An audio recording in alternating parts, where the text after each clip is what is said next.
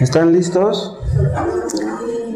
Vamos a leer Éxodo 20, los 3 primeros versículos.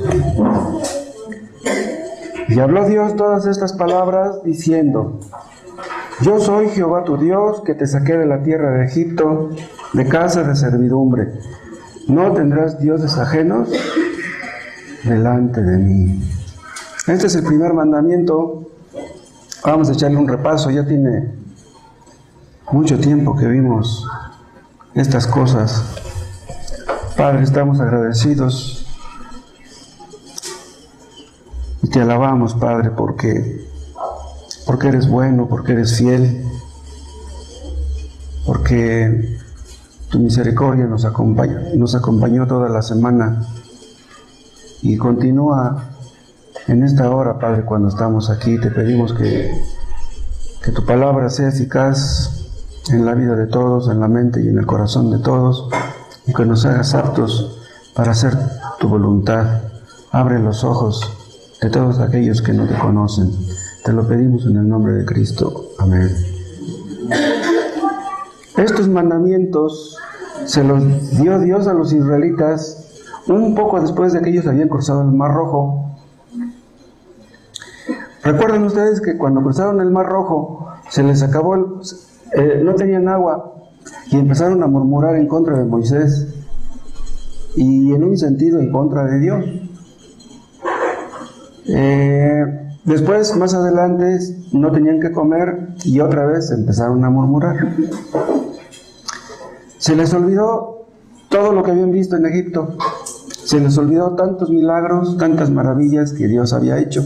Entonces, pusieron en duda el poder de Dios, la bondad de Dios, la misericordia de Dios, etc. Actuaban como niños berrinchudos. Los niños berrinchudos no piden las cosas, las exigen. Y si no se les dan pronto, cuando ellos quieren, hacen su berrinche. Así actuaron los israelitas. Y en ese contexto fue cuando Dios llamó a Moisés desde la cumbre del monte Sinaí, y fue cuando le dio las tablas de la ley, los 10 mandamientos. Eso está en el capítulo anterior. ¿Quieren verlo? En Éxodo 19. Vean el versículo 3.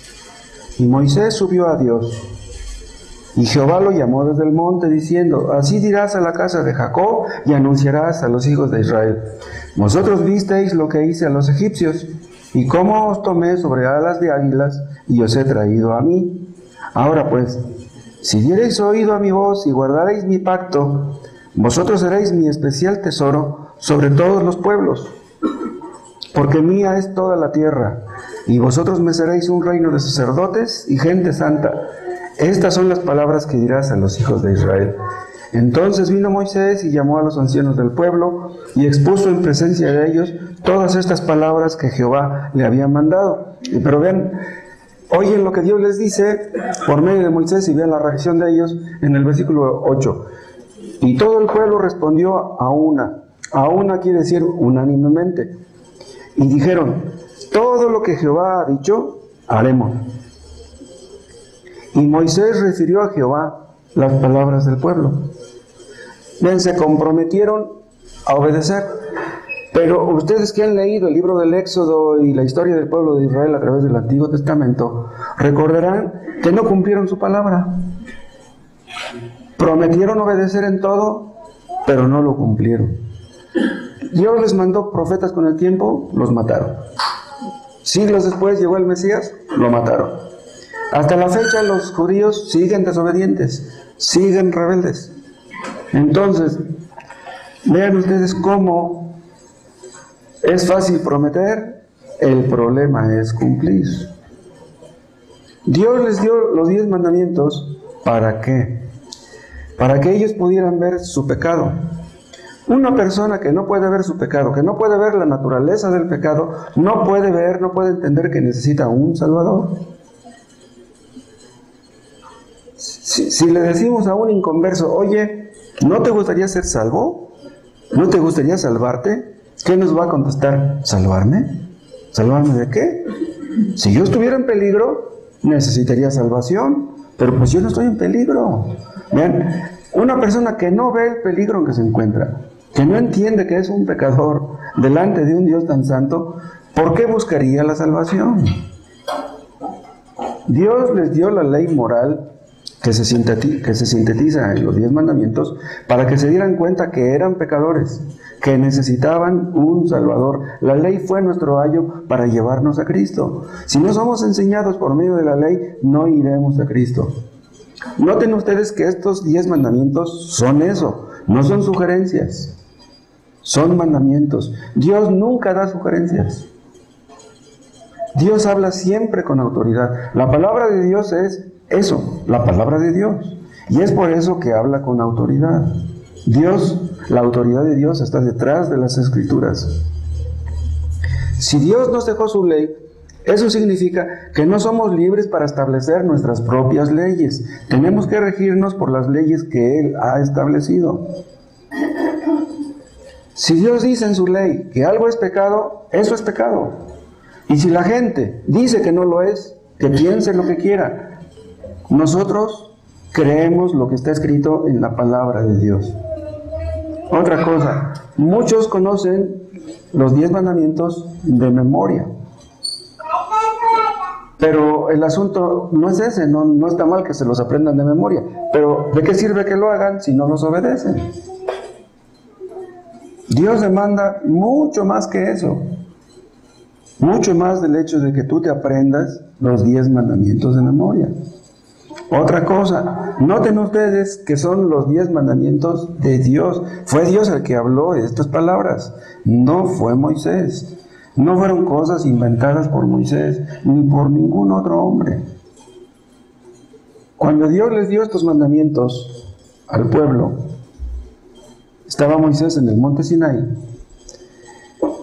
Pero ya Dios les había dicho que todo el pueblo tenía prohibido acercarse al monte, bajo pena de muerte. Los que se acercaran, morirían. ¿Pero por qué Dios hizo eso? ¿Saben por qué? Porque Dios quería que entendieran que nadie puede acercarse por sí mismo a un Dios tan santo, a menos que Dios le llame. El único que estaba arriba era Moisés, porque Dios lo llamó, pero Dios no llamó a los demás.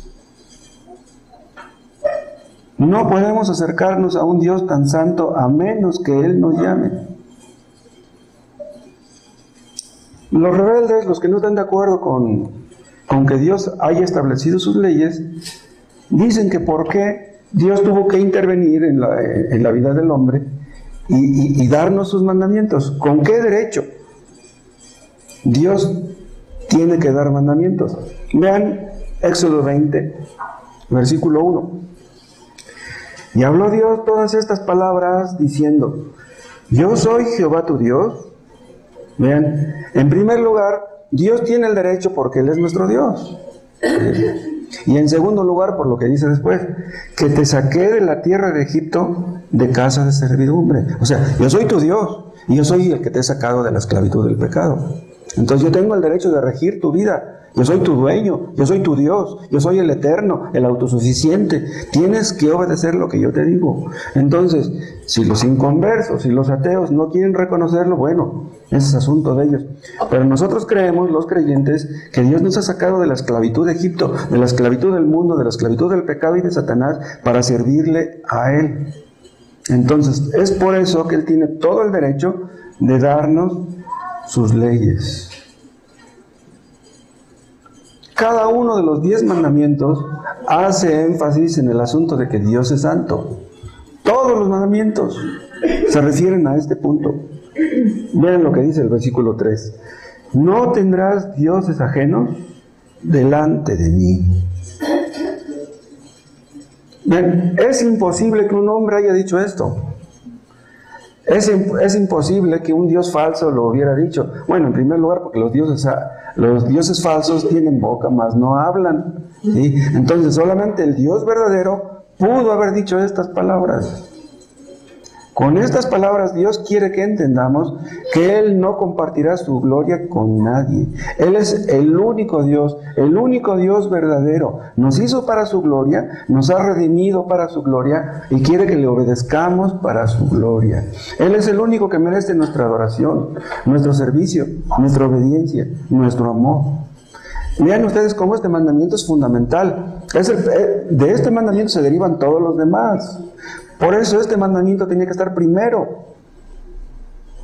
Porque una persona que no reconoce quién es el Dios verdadero, ¿de qué serviría que le dijéramos todos los demás mandamientos? Que no quisiera obedecerle a Él, no podría. Los que no aman a Dios, recuerden, lo hemos visto muchas veces, los que no aman a Dios no pueden amar al prójimo. Antes de entender por qué Dios nos pide que no robemos, que no mintamos, que no adulteremos, debemos entender quién es Él. Debemos entender quiénes somos nosotros y por qué nos pide esto. Todos aquellos que no conocen al Dios verdadero, que no aman al Dios verdadero, ven los mandamientos con indiferencia y otros incluso con odio. Tienen una mala conciencia. Se acostumbraron a pecar y ya no quieren dejar de hacerlo. Dios nos exige en este versículo 3 que le dediquemos a Él nuestra adoración, nuestra vida, nuestro servicio. Todo eso está implícito aquí. Todo lo que tenemos, todo lo que somos, debe ser dedicado a Él y nada más que a Él. Él nos hizo, no nos hicimos a nosotros mismos. Dice Pablo, hechura suya somos. Somos hechura de Dios, tanto en sentido físico como en sentido espiritual, ahora que somos convertidos. Es por eso que les dice, no tendrás dioses ajenos delante de mí. Vean, los israelitas habían vivido ahí en Egipto más de 400 años. Y ellos habían visto el politeísmo de los egipcios. Los egipcios adoraban a muchos dioses. Adoraban al dios Sol. Adoraban a la diosa del amor, al dios de la guerra. Adoraban a dioses con forma de hombres y con forma de animales. Y saben una cosa, que los israelitas, estando 400 años ahí metidos, aprendieron a adorar a esos dioses. No pierdan de vista Éxodo 20 y chequen Ezequiel, capítulo 20.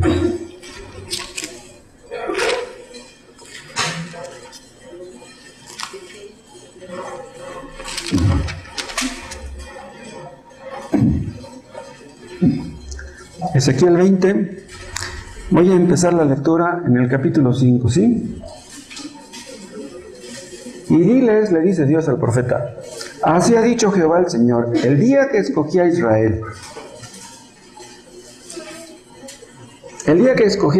y que alcé mi mano para jurar a la descendencia de la casa de Jacob, cuando me di a conocer a ellos en la tierra de Egipto, cuando alcé mi mano y les juré diciendo, yo soy Jehová vuestro Dios, aquel día que les alcé mi mano, jurando así que los sacaría de la tierra de Egipto, a la tierra que les había provisto, que fluye leche y miel, la cual es la más hermosa de todas las tierras, entonces les dije, cada uno eche de sí las abominaciones de delante de sus ojos, y no os contaminéis con los ídolos de Egipto, yo soy Jehová vuestro Dios. Bien, aquí se los está recordando ya cuántos años habían pasado desde que ellos habían estado en Egipto. Y dice el 8, mas ellos se rebelaron contra mí y no quisieron obedecerme. ¿Por qué los israelitas que estaban metidos en Egipto se fueron en pos de dioses ajenos? Si ellos habían ya conocido al Dios verdadero, ¿por qué? Aquí está la respuesta. ¿Por qué no quisieron obedecer a Dios? Todos aquellos que se apartan en pos de sus pecados, en pos de sus ídolos, no hay otra explicación. Es que no quieren obedecer a Dios. Mas ellos se rebelaron contra mí y no quisieron obedecerme. No echó de sí cada uno las abominaciones de delante de sus ojos, ni dejaron los ídolos de Egipto. Y dije que derramaría mi ira sobre ellos, para cumplir mi enojo en ellos, en medio de la tierra de Egipto. Vean, ellos estaban sufriendo en Egipto por causa de su pecado. Dios ya había dicho que ahí estarían más de 400 años. ¿Sí? Ven, ese es en sus decretos eternos. Pero humanamente hablando, podríamos decir que si ellos hubieran reconocido su pecado antes de esos 400 años, Dios les hubiera mandado un libertador antes. Y dice el 9, con todo. O sea, esta palabra con todo quiere decir, a pesar de todo. a pesar de que ellos se apartaron en pos de los ídolos, dice, a causa de mi nombre, para que no se infamase ante los ojos de las naciones, en medio de las cuales estaban, en cuyos ojos fui conocido, actué para sacarlos de la tierra de Egipto. Los saqué de la tierra de Egipto y los traje al desierto, y les di, vean, mis estatutos, y les hice conocer mis decretos, por los cuales el hombre que los cumpliere vivirá. Y les di también mis días de reposo para que fuesen por señal entre mí y ellos, para que supiesen que yo soy Jehová, que los santifico. ¿Por qué hizo todo esto? Si ellos fueron en pos de los ídolos, si se olvidaron del nombre del Dios verdadero, ¿por qué les mandó un libertador y los sacó de Egipto? La respuesta está en el 9. ¿Ven cómo dice? Con todo, a causa de mi nombre, dice. Fue por causa del nombre santo de Dios, para que no dijeran los demás, ahí está. Ellos creen en el Dios verdadero y míralos cómo los tiene como esclavos, haciendo ladrillos y de pilón ahora está sin paja. Entonces, para que los hombres no hablaran mal de Dios, fue que los sacó de ahí. No fue en sí por amor a ellos, fue por amor a sí mismo. Entonces, aquí podemos entender que Dios no los sacó de Egipto porque ellos fueran buenos. Y este idioma lo entendemos nosotros. Los que hemos creído en Cristo, los que somos cristianos. ¿Somos cristianos porque éramos buenos? ¿Somos salvos porque éramos mejores que otras personas, acaso? Los arminianos dirán que sí. Ellos dirán, yo soy cristiano porque yo soy mejor que los demás. Eso es imposible. Dios les dice, no tendrás dioses ajenos delante de mí. Deben ustedes adorarme nada más a mí. Pero vean, ninguna de las naciones del mundo antiguo le prohibió a sus súbditos adorar a otros dioses. Vean lo que estoy diciendo. Ninguna nación del pueblo del mundo antiguo prohibió a su gente adorar a otros dioses. Por ejemplo, los sacerdotes aztecas, aquí en México, nunca les decían a los aztecas, ustedes no deben adorar a los dioses de los mayas. ¿No decían eso? ¿Por qué no? Porque se suponía que los aztecas deberían adorar a los dioses aztecas. Y los mayas deberían adorar a los dioses mayas. Que cada quien adore a sus dioses. Pero dice Dios, no. Yo soy el único Dios verdadero. Todo mundo debe adorarme a mí, al único. Yo soy el único.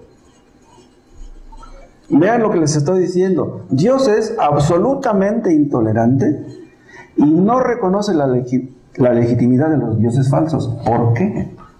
Porque los dioses falsos no son dioses. La palabra Dios, cuando se refiere a un Dios falso, a un Dios pagano, siempre se escribe con minúscula. Y cuando hablamos del Dios verdadero, siempre se escribe su nombre con mayúscula. Porque es el único Dios y no hay otro. Ya hemos dicho en ocasiones que el cristianismo es la religión más exclusivista de todas. Solamente hay un Dios en el mundo. Y ese Dios es el Dios que inspiró este libro. El Dios de la Biblia es el único Dios verdadero, no hay otro Dios. Y Dios quiso grabar eso en la mente de los judíos, dice, oye Israel, solamente hay un Dios, nada más hay uno. Entonces, ¿qué estoy diciendo? Los dioses de los egipcios no tenían derecho a ser llamados dioses. Es más, Dios ya les había demostrado a los egipcios que Él, el Dios verdadero, era superior a todos los dioses falsos de los egipcios. Por ejemplo, los egipcios adoraban al río Nilo. Era una deidad para ellos. Adoraban al río. ¿Pero qué hizo el Dios verdadero? Convirtió las aguas del río Nilo en sangre. Como si estuviera el río muerto. Todos sus peces murieron. Los egipcios adoraban la naturaleza. Pero Dios les envió langostas que acabaron con todas las plantas y con todos los árboles. Y granizo de pilón, para demostrarles que el Dios verdadero está por encima de todos los dioses que ellos adoraban. Los egipcios adoraban a las moscas. Pues había un Dios con forma de mosca. Bueno, pues Dios les mandó tantas moscas en una de las plagas que acabaron odiándolas. Y ranas, también adoraban a las ranas, pues les mandó tantas ranas que apestaba todo Egipto, por tantas que les mandó. Entonces, las plagas que Dios les mandó eran una muestra de que sus dioses no eran dioses y que tenían que doblar sus rodillas, por decirlo de alguna manera, delante del Dios verdadero. Otro más. Los egipcios veían a los primogénitos, a sus hijos primogénitos, como el principio de su vigor, se enorgullecían de sus hijos primogénitos. ¿Y qué pasó? Dios les dice, deja ir a Israel, mi primogénito, a mi hijo, déjalo ir. Pero Faraón dice, no, si no lo dejas ir voy a matar a tus primogénitos. Y lo cumplió. Todos los primogénitos egipcios murieron en una noche. Miles y miles y miles de hijos primogénitos murieron. Unos ya grandes, otros jóvenes, otros niños, los primogénitos. Para lo mismo, para demostrarles que el Dios verdadero es superior a los dioses egipcios. Los egipcios se enorgullecían de sus carros, se enorgullecían de su ejército, pero tanto sus carros como su ejército cayeron ahí en el Mar Rojo y ahí se quedaron. ¿Por qué? Porque Dios quería que todos los egipcios y también los israelitas, que todos entendieran que el único Dios verdadero era Jehová. Ahora, si Jehová es el único Dios verdadero, el único Dios, entonces ¿por qué Él dice, no tendrás dioses ajenos delante de mí? Bien, estas palabras, las del versículo 3, parecen dar a entender como si Dios creyera que existen otros dioses. No tendrás dioses ajenos. Pero claramente la Biblia insiste que no hay otros dioses más que uno. Y que los demás dioses son un fraude. Los demás dioses son una mentira. Vean ustedes, ¿por qué una persona que no cree en el Dios de la Biblia, que no cree en Cristo, no puede ser salva? Tus hechos no te salvarán. Tus buenas obras no te salvarán. Si tú no crees en el Dios verdadero, el Dios de la Biblia, tú no serás salvo. Esto a muchos les parece absurdo. Dicen, entonces, ¿qué va a hacer con los musulmanes que no creen en el Dios de la Biblia? ¿Qué va a hacer con los budistas? ¿Qué va a hacer con los católicos? Los católicos no creen en la Biblia realmente. Entonces, ¿qué va a hacer de ellos? Vean Isaías 45.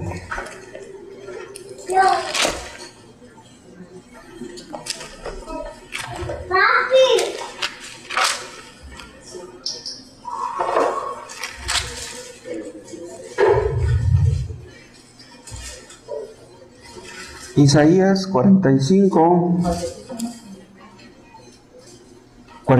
20. Reuníos y venid, los invita Dios, no a los judíos. Juntaos todos los sobrevivientes entre las naciones. ¿No tienen conocimiento aquellos que erigen el madero de su ídolo y los que ruegan a un Dios que no salva? Vean, aquí la palabra Dios está con minúscula. Proclamad y hacedlos acercarse, y entren todos en consulta. ¿Quién hizo oír esto desde el principio y lo tiene dicho desde entonces, sino yo, Jehová? Y no hay más Dios que yo, Dios justo y salvador, ningún otro fuera de mí. No hay otro Dios. Ahora vean otro texto en 1 Corintios, capítulo 8.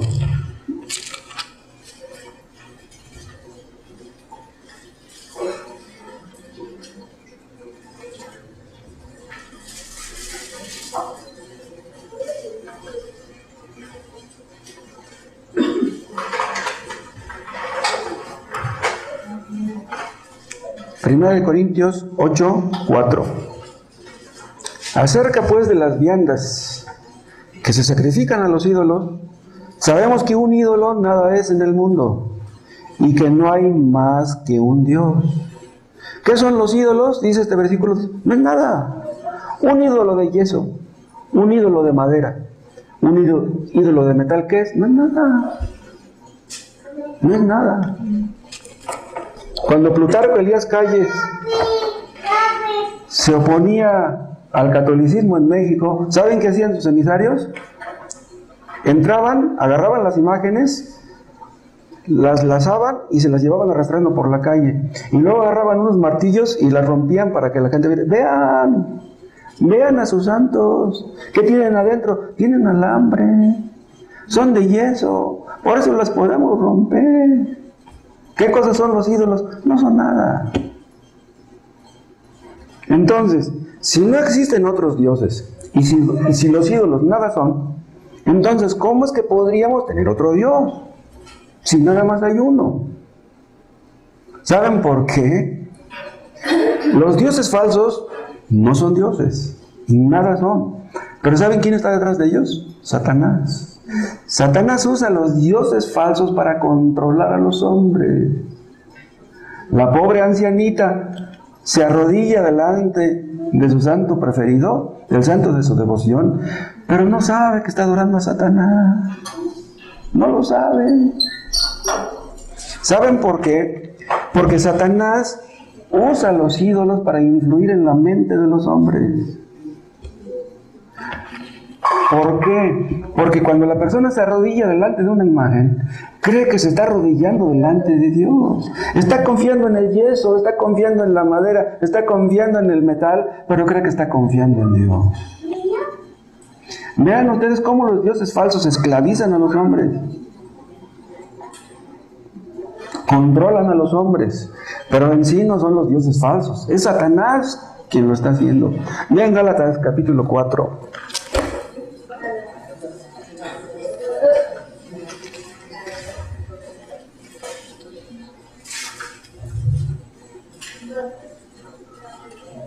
Vean lo que le dice Pablo a los creyentes de Galacia.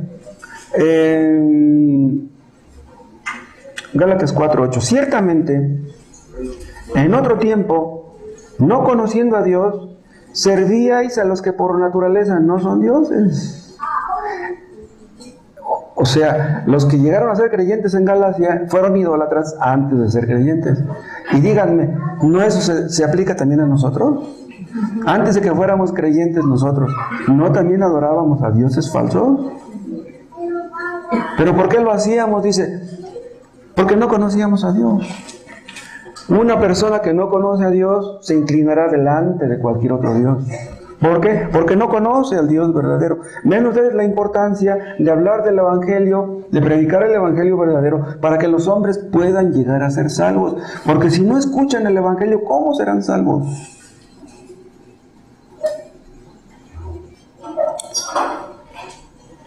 Los dioses de Egipto tenían poder espiritual real sobre sus adoradores. Vean, los que adoran a la Santa Muerte, los que adoran a San Judas Tadeo, ¿sí?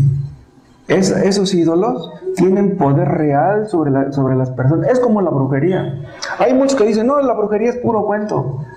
La brujería no es puro cuento porque Satanás está detrás de la brujería. Todos los que se meten en la brujería no saben lo que hacen. Los dioses de Egipto tenían poder espiritual real sobre los egipcios y también sobre los israelitas que adoptaron a aquellos dioses. Pero pese a eso, dice Ezequiel, Dios los sacó de Egipto. ¿Para qué? ¿O por qué? Porque Dios quería que ellos reconocieran que Él era el único Dios verdadero y que pudieran adorarlo solamente a Él. Vuelvan a Éxodo capítulo 20.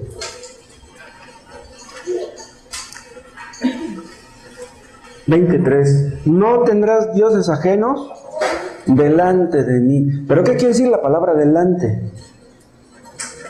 No tendrás dioses ajenos delante de mí. Quiere decir entonces que podemos tener otros dioses, pero que Jehová debe estar primero.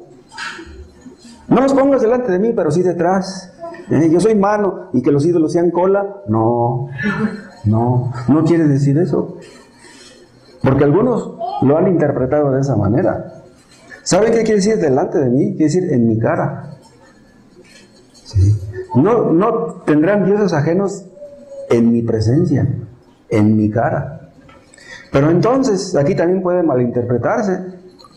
Podría alguien pensar, entonces, yo puedo tener otros ídolos, pero no traerlos al lugar de adoración. Eso es lo que piensan muchos. Si yo voy a la iglesia a misa, bueno, Tal vez yo adore otros dioses, pero al entrar ahí a la iglesia católica no los voy a meter. Pero cuando Dios dice en su presencia, ¿a qué presencia se refiere? ¿Acaso Dios está en un lugar específico? Diríamos que Dios está aquí y no está allá afuera. No olvidemos que Dios está en todas partes. Entonces, ¿a qué se refiere mi presencia? Bueno, acuérdense de lo que dice el Salmo 139, que no podemos huir de su presencia. Estemos donde estemos, o quisiéramos escondernos. Si quisiéramos escondernos, no podemos hacerlo, porque Dios está en todo lugar. Cuando ustedes adoran a otro Dios, lo hacen en la presencia de Dios, estén donde estén. No podemos huir de la presencia de Dios. Esta palabra delante también se puede referir, ¿saben a qué? A dos cosas que se oponen entre sí, dos cosas opuestas o que se contraponen. ¿Saben? Les pongo este ejemplo. Es como si un hombre le pusiera a su esposa delante a su amante. ¿Qué diría una esposa si su marido le trajera a su amante a la casa? Eso no sería un insulto, eso sería mucho más que un insulto. Dios demanda una adoración exclusiva. Y si nosotros tenemos otros ídolos, ¿sí? Tenemos ídolos más bien, es insultarlo, es ofenderlo, es ponernos en contra de Él, y es ponerlo a Él en contra nuestra. Dios no admite rivales. Dios exige todo nuestro amor. O todo o nada. Por eso dijo Jesús, ninguno puede servir a dos señores, porque se pondrá a favor de uno, estará en contra del otro, o viceversa. Ninguno puede amar a Dios, servir a Dios y a las riquezas al mismo tiempo. Ninguno. Pero supongamos que alguien dice, no, pero yo no tengo otros dioses, yo no tengo dioses ajenos, yo no sirvo a ningún dios ajeno. Pero vean, este mandamiento es tanto negativo como positivo. O sea, nos está diciendo, no debes amar a otros dioses, debes amarme a mí. O sea, Dios nos dice, ¿a quién no debemos servir? Pero ¿a quién sí debemos servir? O sea, ¿de qué serviría no tener otros dioses si Jehová no es nuestro Dios? Debemos adorarlo, servirlo, amarlo y obedecerlo, porque de otras maneras, entonces no estamos obedeciendo el mandamiento. Ustedes pregúntenle a un testigo de Jehová si tiene dioses ajenos. Él dice que no, dicen, mi Dios es Jehová. Eso es lo que ellos dicen. Pero ellos adoran ídolos y no se dan cuenta. Adoran a Carlos T. Russell, a sus líderes que están allá en Brooklyn hasta la fecha. Otra cosa, déjenme decirles. El hecho de que ustedes vengan aquí cada domingo no garantiza que adoremos al Dios que merece nuestra adoración. En otras palabras, ustedes pueden venir aquí cada domingo sin adorar a Dios. Ustedes pueden orar, o al menos creer que están orando, sin adorar a Dios. Ustedes pueden leer la Biblia sin adorar a Dios, sin amarle. Podemos estar aquí cada domingo, incluso cada miércoles, y aún seguir adorándonos a nosotros mismos. Ser nosotros nuestros propios dioses. Vean Deuteronomio capítulo 6.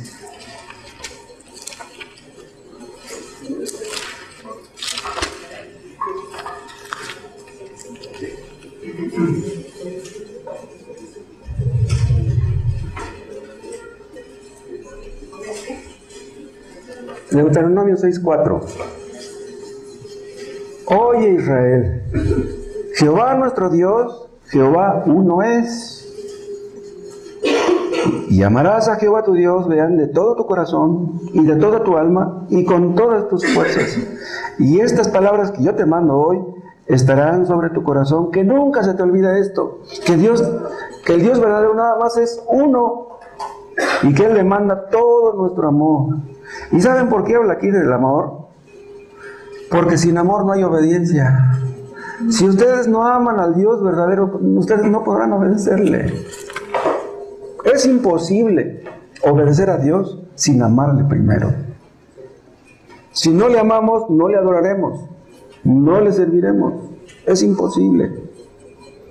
Es imposible guardar los 9 mandamientos restantes si no cumplimos con este primero?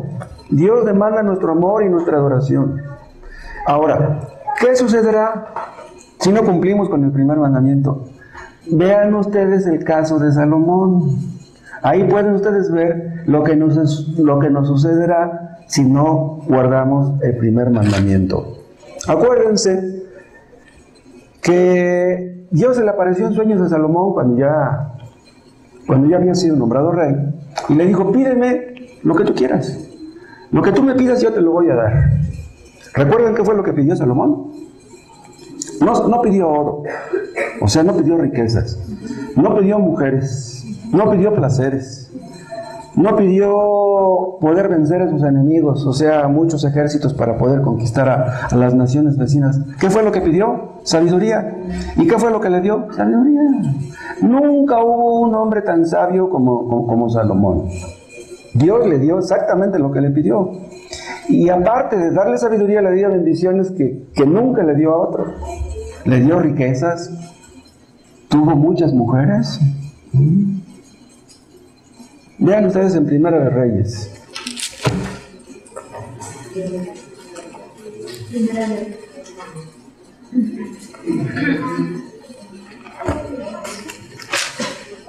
Primera de Reyes, capítulo 9.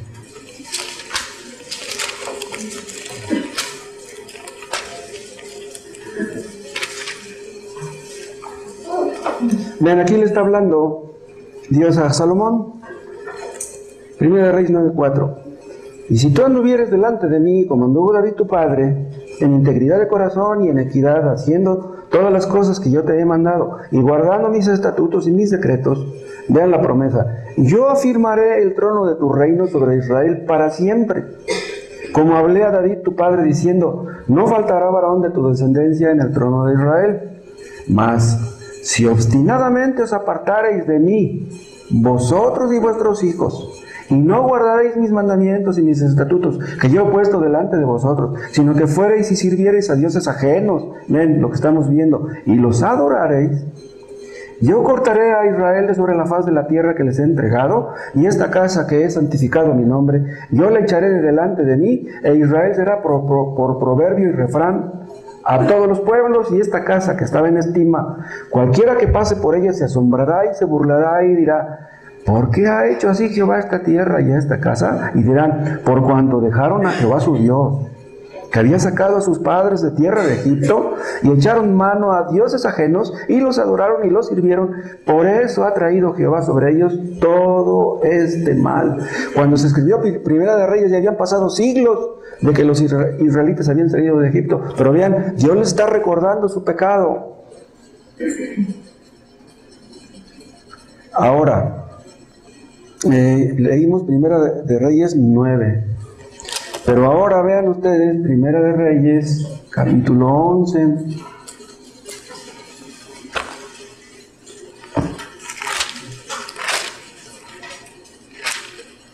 Vean ustedes lo que hizo Salomón. Primera de Reyes 11, 4. Y cuando Salomón era ya viejo, sus mujeres inclinaron su corazón tras dioses ajenos. Vean lo que estamos viendo de los dioses ajenos. Y su corazón no era perfecto con Jehová su Dios como el corazón de su padre David. Porque Salomón siguió a Astoret, diosa de los sidonios, y a Milcom, ídolo abominable de los amonitas. E hizo Salomón lo malo ante los ojos de Jehová, y no siguió cumplidamente a Jehová como David su padre.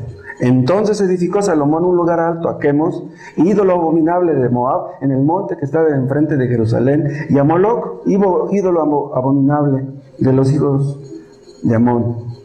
Así hizo para todas sus mujeres extranjeras, las cuales quemaban incienso y ofrecían sacrificios a sus dioses. ¿Cómo es posible que un hombre tan sabio como Salomón terminó cometiendo estas tonterías? ¿Qué fue lo que hizo Dios después de esto? Ven el 9. Y se enojó Jehová contra Salomón, por cuanto su corazón se había apartado de Jehová, Dios de Israel, que se le había aparecido 2 veces. Y le había mandado acerca de esto, que no siguiese a dioses ajenos, mas él no guardó lo que le mandó Jehová. Nosotros diríamos que Salomón se volvió loco. Pero vean, si ustedes analizan la historia de Salomón, él empezó bien. Pero ¿saben una cosa? Lo que le pasó a Salomón está escrito para que nos cuidemos, porque nos puede suceder a nosotros. Salomón era un creyente verdadero. ¿Entienden? Si un creyente verdadero pudo hacer lo que hizo Salomón, ¿qué no pudiéramos hacer nosotros? ¿Pero por qué hizo eso? Sus mujeres, tantas que tuvo, inclinaron su corazón. Ándale, mira, hazme aquí un lugarcito para adorar a mi Dios. Órale, pues. Ya estaba viejo. Ya estaba chocheando. Cuando un creyente llega a una edad muy avanzada, puede empezar a chochear y a actuar como un niño tonto, como un niño berrinchudo. Salomón no pidió riquezas, pero terminó sirviendo las riquezas. ¿Saben por qué se los digo? Edificó la casa de Jehová en 7 años. ¿Y saben cuántos años tardó en edificar su propia casa? 13. Se esmeró más en edificar su casa que la casa de Jehová. ¿Por qué? Porque tenía tanto dinero. Dice, no, yo voy a hacer una casa, pero como la de nadie. Ha de haber pensado Salomón, bueno, si ya me esmeré en hacer la casa de Jehová, pues no voy a esmerar en hacer la mía, me lo merezco. Eso es lo que hizo el dinero con él. Vean, el dinero puede hacer que un cristiano se vuelva medio loco. A lo mejor por eso Dios no nos da más de lo que nos da. Por eso dice un rey sabio, no me des pobreza ni riquezas, porque si me das riquezas a lo mejor te niego, a lo mejor blasfemo. El dinero puede traer muchísimas tentaciones. Escuchen, si hasta la fecha hemos vencido la tentación de la codicia, si no hemos caído en la codicia, eso no garantiza que vayamos a vencer mañana o pasado mañana. ¿Qué harían ustedes si de repente Dios los exaltara?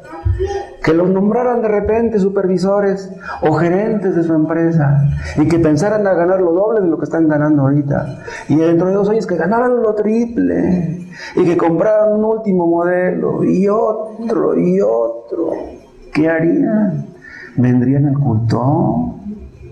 ¿Seguirían orando? Salomón no pidió ser poderoso, pero él con el tiempo se hizo de muchos carros y de muchos caballos. O sea, se hizo de todo un aparato militar. Vean en Deuteronomio 17.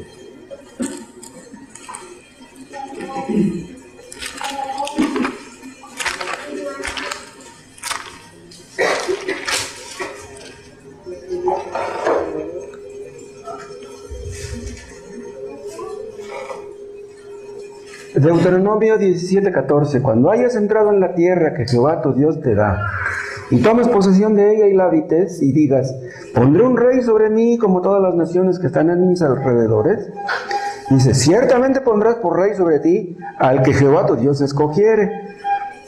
De entre tus hermanos pondrás rey sobre ti. No podrás poner sobre ti a hombre extranjero que no sea tu hermano.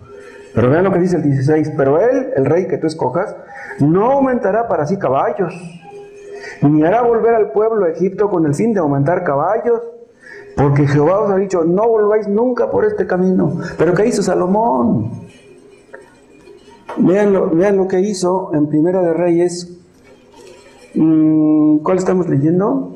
No, en Deuteronomio. Ya lo perdí. Vean en Primera de Reyes, en el capítulo 10.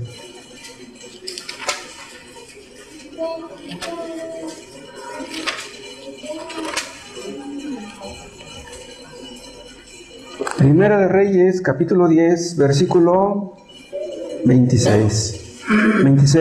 Y juntó Salomón carros y gente de a caballo, y tenía 1,400 carros y 12,000 jinetes, los cuales puso en las ciudades de los carros y con el rey en Jerusalén.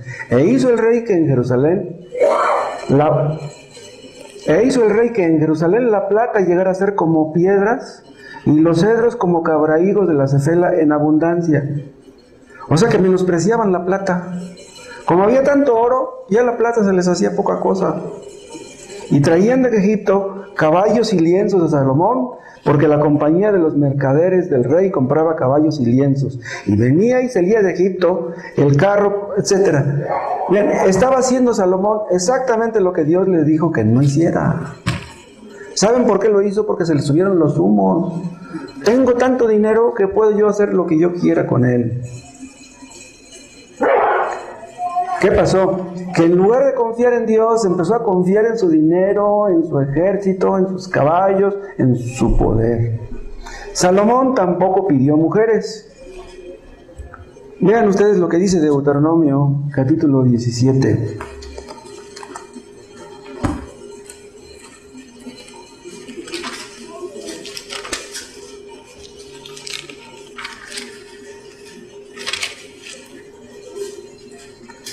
Aquí está la continuación de lo que estábamos leyendo hace rato, 17. Ni tomará para sí mujeres, es lo que le está diciendo Dios a los reyes que llegaran a ocupar el trono. Ni tomará para sí muchas mujeres, vean. Cuando está diciendo aquí no tomará para sí muchas mujeres, quiere decir que sí les daba permiso de tener algunas pocas. ¿Sí? Esa era la cultura de aquel tiempo, tener unas cuantas mujeres. Pero dice, para que su corazón no se desvíe, ni plata ni oro amontonará para sí en abundancia. Pero él se amontonó mujeres y se amontonó el oro. Dice, y cuando se siente sobre el trono de su reino, entonces escribirá para sí un libro o una copia de esta ley del original que está al cuidado de los sacerdotes levitas, y lo tendrá consigo y leerá en él todos los días de su vida. ¿Ustedes creen que hizo Salomón después? Tenía tantas mujeres que tenía que atenderlas. ¿Ustedes creen que iba a tener tiempo para estar leyendo la palabra todos los días? Se le subieron los humos, se volvió loco. No se conformó con pocas mujeres. Ahora, si ustedes han analizado la vida de Salomón, se darán cuenta que se casó con muchas mujeres, ¿saben qué? Para satisfacer ambiciones políticas. O sea, él quería hacer alianzas estratégicas con otros reyes. O sea, que se casaba con otras mujeres de otros países por conveniencia. Pero ¿saben qué? Que se volvió un adicto al sexo. Ese es el problema. O puede ser el problema de que tú tengas dinero. Una persona que es adicta al sexo, ¿cómo le quitaremos eso? Tenía tanto poder, tenía tanto dinero, que podía hacer lo que se le antojara. Y terminó cayendo hasta lo más bajo. ¿Cuál fue lo más bajo? Adorando a ídolos de piedra y de madera. Él que conocía tanto al Dios verdadero, que se le había aparecido 2 veces. ¿Qué pasó? Dios castigó a Salomón dividiendo su reino. Pero lo peor de todo no fue eso, fue que Dios se puso en su contra.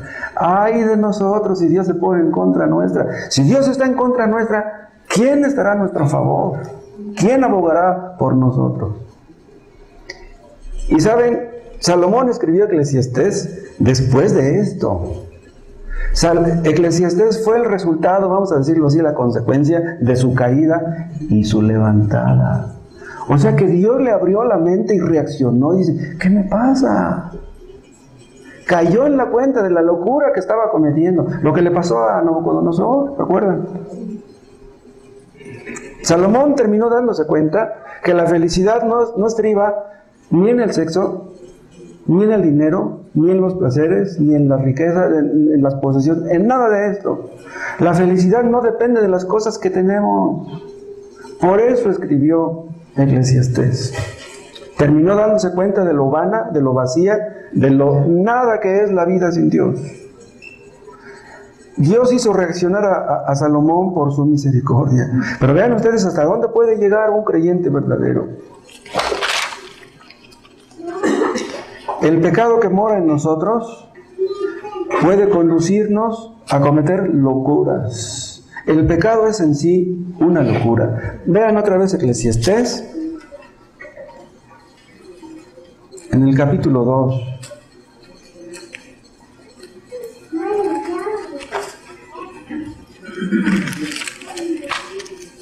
Eclesiastés 2,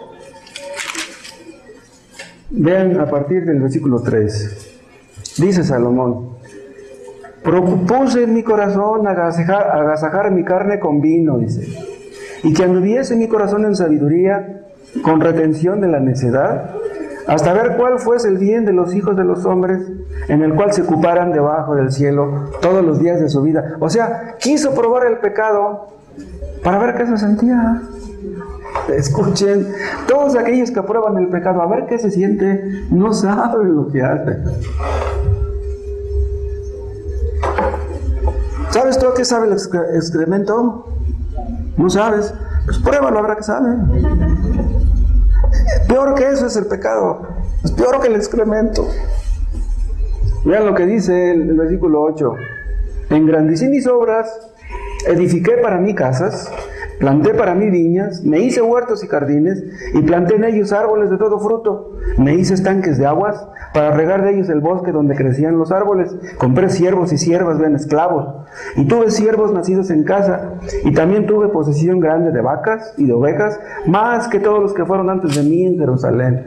Me amontoné también plata y oro, y tesoros preciados de reyes y de provincias. Me hice de cantores y de cantoras, los de los deleites de los hijos de los hombres y de toda clase de instrumentos de música. Tenía sus coros personales particulares, tenía sus orquestas. Y fui engrandecido y aumentado más que todos los que fueron antes de mí en Jerusalén. A más de esto conservé conmigo mi sabiduría. No negué a mis ojos ninguna cosa que desearan, ni aparté mi corazón de placer alguno, porque mi corazón gozó de todo mi trabajo, y esta fue mi parte de toda mi faena. Pero vean lo que dice el 11. ¿A qué conclusión llegó? Vean el 11. Miré yo luego todas las obras que habían hecho mis manos y el trabajo que tomé para hacerlas. Dice, y he aquí, tome nota, todo era vanidad y aflicción de espíritu y sin provecho debajo del sol. No encontró felicidad en todo lo que había hecho. No encontró felicidad. Ustedes, ¿de dónde sacan su felicidad? ¿Qué es lo que les hace felices? ¿Qué es lo que quieren? ¿Qué es lo que anhelan? ¿Qué es lo que ambicionan? ¿Qué es lo que más desean? La respuesta que ustedes den a estas preguntas demostrará si son cristianos o no. Salomón empezó bien, pero acabó mal. Y hubiera acabado peor si no hubiera sido por la misericordia de Dios.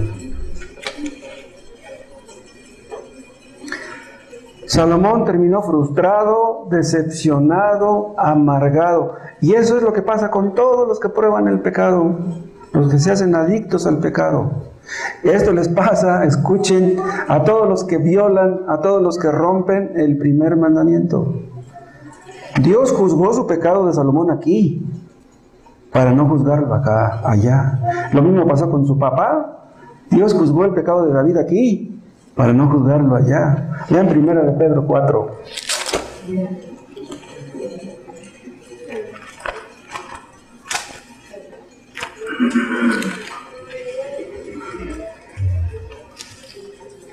Primera de Pedro 4.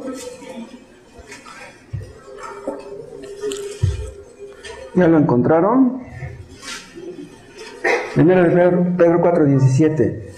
Porque es tiempo de que el juicio comience por la casa de Dios. Y si primero comienza por nosotros, ¿cuál será el fin de aquellos que no obedecen al Evangelio de Dios? Vean, ¿por qué es que el juicio tiene que comenzar por la casa de Dios? La casa de Dios quiere decir la familia de Dios. ¿Por qué? Vean, Dios juzga nuestros pecados aquí para no juzgarlos allá. Pero si tú no eres creyente y Dios no te juzga aquí, te va a juzgar allá. Porque hay personas que pecan y pecan y dicen, no, yo he hecho muchas cosas malas y Dios no me ha castigado. No, no te ha castigado aquí, pero te va a castigar allá. Dios no es cómplice de ningún creyente. Si nosotros descuidamos las cosas de Dios, ponemos otros ídolos por encima de Él, amamos otras cosas más que a Él, Dios nos va a dar una, así como se la dio a Salomón y como se la dio a David. ¿Han encontrado ustedes en el placer, en el vicio, en el sexo, en el dinero, en sus casas, en la satisfacción de su alma. Esas cosas son lo que realmente les llena, lo que les satisface. Si no es así, aún hay tiempo de enderezar el camino. Este primer mandamiento nos trae un montón de implicaciones aparte de las que acabo de mencionar. Por ejemplo, esto significa que si Él es el Dios verdadero, Jehová el Dios verdadero, entonces no podemos hacernos un Dios a nuestro gusto. No podemos fabricarnos un Dios a nuestro gusto, un Dios que nos dé por nuestro lado, un Dios que nos apapache, un Dios que no nos diga que somos pecadores, un Dios que nos diga que no somos tan malos a fin de cuenta.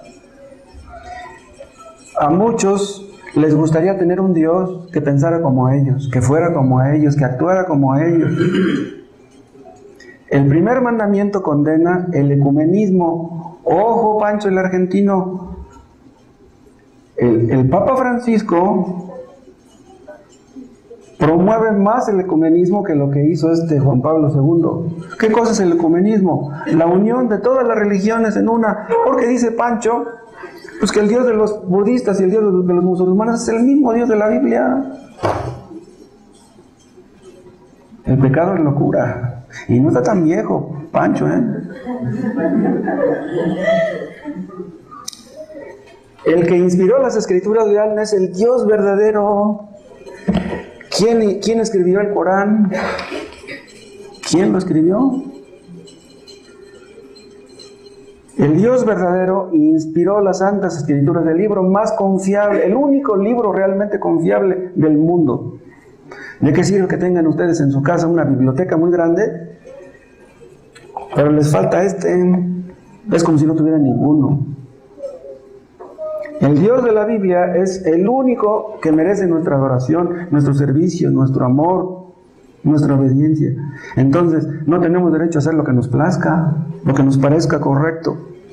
Este mandamiento, el primero, nos enseña que la idolatría es un rechazo del Dios verdadero. Todos los idólatras, ¿saben por qué eso son? Porque no quieren obedecer al Dios verdadero. Ellos quieren ser sus propios dioses.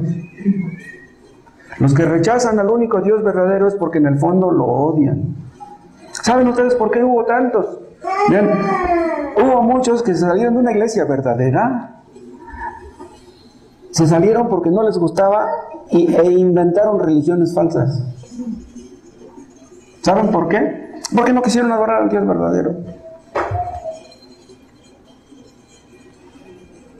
Inventaron religiones a su gusto. No quisieron someterse al único Dios verdadero. Hay personas que les da vergüenza ser ateas, porque la palabra no les gusta. Dicen, no, yo no soy ateo, pero tampoco son cristianos. Están en medio, en un punto neutral, y muchos de esos tienen una religión. Tienen una religión porque se supone que una mujer respetable, una persona respetable, una persona decente debe tener, aunque sea una religión. Pero ni son cristianos ni son ateos. No obedecen a Dios. Tienen una religión, pero no obedecen a Dios. Entonces, ¿de qué te sirve tu religión? La religión no te va a salvar. Los hombres se fabrican un Dios a su gusto, un Dios que no les haga sentir mal, un Dios que no les haga que les remuerda su conciencia. Hay personas que han quitado de la Biblia la palabra pecado, han quitado de la Biblia la palabra infierno, han quitado de la Biblia la palabra juicio. No, son palabras que no les gustan. Pobres. Dicen los testigos de Jehová, si yo tuviera un hijo, yo no iba a quemarle su mano a mi hijo por desobedecerme en el comal de la estufa. Dice, ¿cómo es posible que Dios va a mandar a sus hijos al infierno? Están locos. ¿Cómo va a mandar Dios a sus hijos al infierno? Va a mandar a sus enemigos al infierno, no a sus hijos. A sus hijos los va a llevar al cielo. ¿Cómo los va a mandar al infierno? Todos aquellos que se niegan a obedecer a Cristo, que no quieren obedecer al Evangelio, tendrán que ir al infierno. Pero es que no les gusta un Dios justo, no les gusta un Dios santo.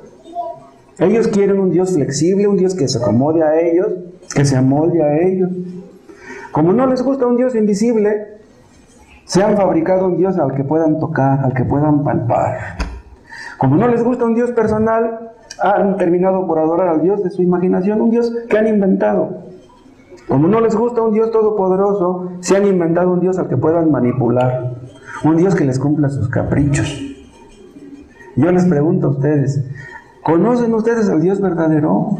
¿Aman ustedes a ese Dios? Ese Dios es el único que merece nuestro amor. Jehová. Pero Cristo es Jehová, no es otro. O sea, en el Antiguo Testamento leemos, amarás a Dios con todas tus fuerzas, con toda tu mente, con toda tu alma, pero podríamos decir lo mismo de Cristo. Debemos amar a Cristo con todas nuestras fuerzas, con toda nuestra alma, con toda nuestra mente. Cristo es el único que merece nuestro amor. Los que no son cristianos, como Salomón, quiere decir no que él no se haya sido cristiano, digo, hacen lo mismo que él. Aman el dinero, aman el placer, aman el vicio, la familia, el trabajo, aman el aplauso, quieren quedar bien con la gente. ¿Qué es lo que ustedes más aman? ¿Con quién quieren quedar bien? ¿Qué es lo que realmente les haría feliz a ustedes? ¿Qué es lo que más ambicionan? ¿Qué es lo que más anhelan? ¿Qué es a lo que temen? ¿En quién están ustedes confiando? ¿Saben qué dijo Juan Calvino? Que el corazón es una fábrica de ídolos. Tenía razón Calvino. ¿Creen ustedes? Contéstenme sinceramente. Pónganse su mano en el corazón y contéstenme. ¿Creen sinceramente que si tuvieran más dinero serían más felices? Si ustedes no son felices con el dinero que tienen, si no son felices con Cristo, no serán felices con nada, ni con nadie. ¿Serían ustedes felices si hubieran terminado sus estudios? Si tuvieran un consultorio o un despacho, ¿lo creen realmente? ¿Serían ustedes realmente felices si tuvieran una pareja que los amara y los comprendiera? Entonces sí serían felices. Si Cristo no les llena, si Cristo no llena el vacío de sus almas, nada lo hará. Si Cristo no les satisface, ¿qué les satisfará? Los egipcios confiaban en dioses que no eran dioses y diríamos que estaban locos. Pensaríamos que Salomón estaba loco, pero las cosas siguen siendo iguales hoy, igual que antes. ¿Qué buscan los hombres sin Dios? Prestigio, casas, coches, deportes, títulos, progreso, autorrealización, felicidad, paz, tranquilidad. Buscan esto incluso en la religión, pero no buscan a Dios. Si ustedes no buscan a Dios, nunca tendrán estas cosas. Las más importantes, más bien. Muchos se meten en una religión, ¿saben por qué? Porque les prometen que Dios va a multiplicar sus ofrendas, va a multiplicar sus diezmos, por eso se meten ahí. Su Dios es el dinero, pero no se dan cuenta, pobres.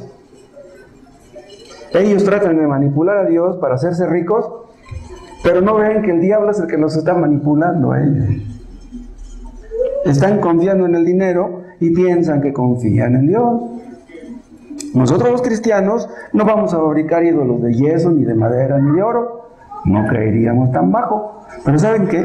Aún siendo creyentes, podemos fabricarnos un Dios producto de nuestra imaginación. En serio. Cito un caso que he citado en ocasiones. Nos enojamos si nuestra pareja no es como nosotros queremos que sea. Estamos enojados, insatisfechos, porque nuestra pareja no es como nosotros queremos que sea.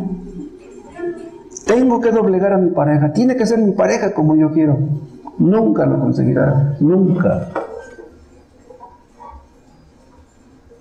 Nuestros hijos y nuestra pareja pueden ser vistos como sustitutos de Dios.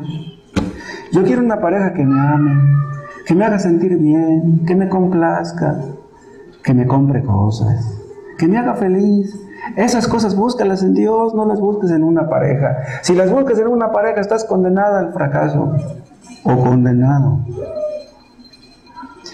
Cuando yo me case, mi pareja me va a dar la felicidad que yo siempre he andado buscando. Hay personas que no son felices en su casa, porque sus padres pues nomás se pelean, se divorcian, andan en pleitos. Y dicen, cuando yo me case, Yo no voy a ser como mis papás. Yo con mi esposo, con mi pareja, sí me voy a llevar muy bien. Y me voy a amar. Voy a ser una verdadera familia. Porque esta familia, yo no quiero esta familia. O sea, son personas para quienes la familia ocupa el lugar de Dios. Son personas que suspiran por tener una familia bonita. No busques eso. Si te casas para eso, estás equivocando tus metas. Son metas falsas. No lo conseguirás.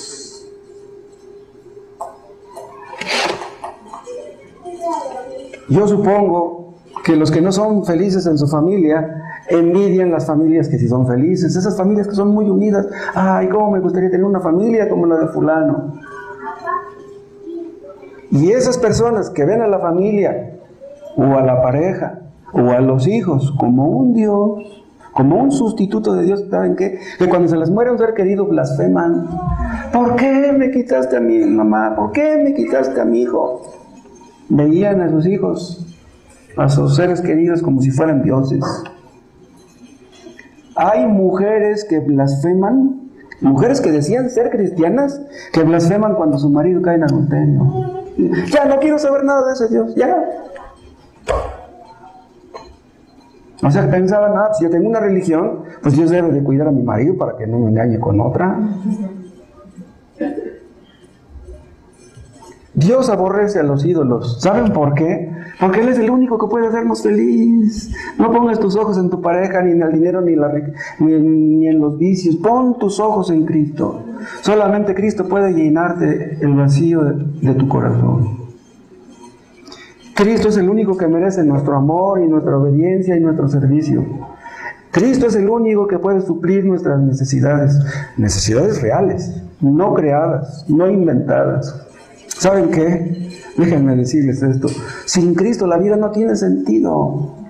La vida no vale la pena de ser vivida sin Cristo, sin el Dios verdadero. Hagas lo que tú hagas en este mundo, hagas lo que tú hagas en esta vida sin Cristo, de nada va a servir a fin de cuentas. Vendrán los ríos, vendrán las tormentas y todo se lo llevará. ¿Y de qué sirvió todo lo que lograste en el mundo? No sirvió de nada. Nos llamará Dios a cuentas. Y todo lo que hicimos estará presente delante de Dios en aquel día.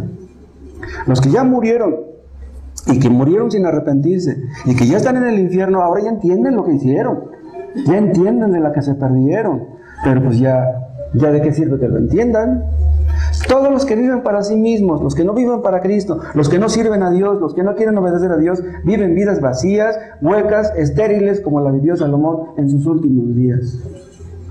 ¿De qué sirve tener muchos placeres, mucho dinero, muchos paseos, muchos carros, mucho éxito en este mundo y terminar dándonos cuenta que hay una vida después de esta y que todo terminó en la nada, todo se perdió?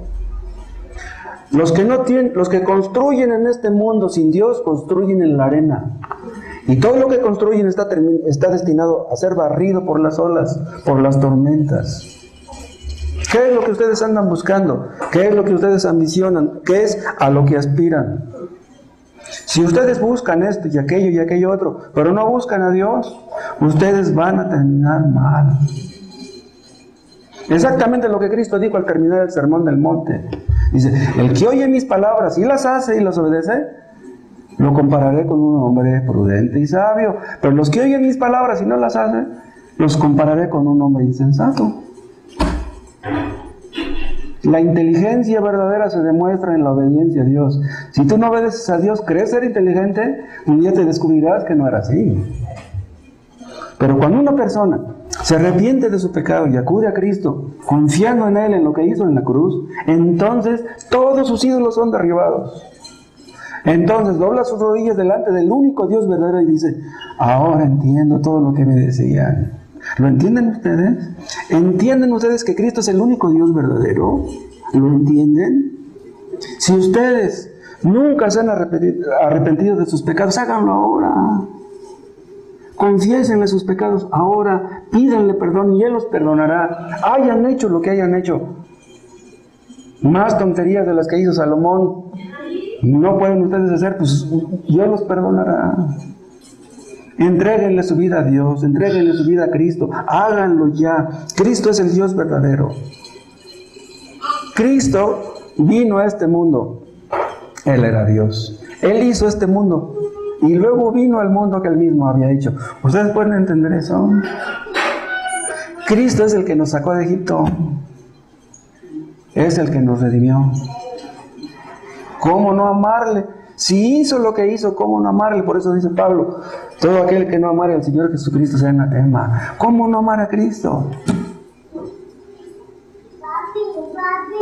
Oremos. Padre, te damos gracias. Gracias por tu palabra, gracias por Cristo, gracias por lo que hiciste y por lo que Cristo está haciendo ahora. Gracias por su gran salvación, gracias por su muerte en la cruz. Oh Dios, gracias porque tú eres el único Dios verdadero y no nosotros. Enséñanos, Dios, a confiar en ti, a poner en ti nuestros ojos, nuestros anhelos, nuestras alegrías, nuestras esperanzas, nuestra fe, nuestro amor. Oh Padre, que Cristo sea nuestro todo. Aparta nuestros ojos de los ídolos, de las vanidades que destruyen, y que tú seas nada más nuestro Dios. Tú primero, y tú después, y tú hasta el último. En el nombre de Cristo Jesús. Amén.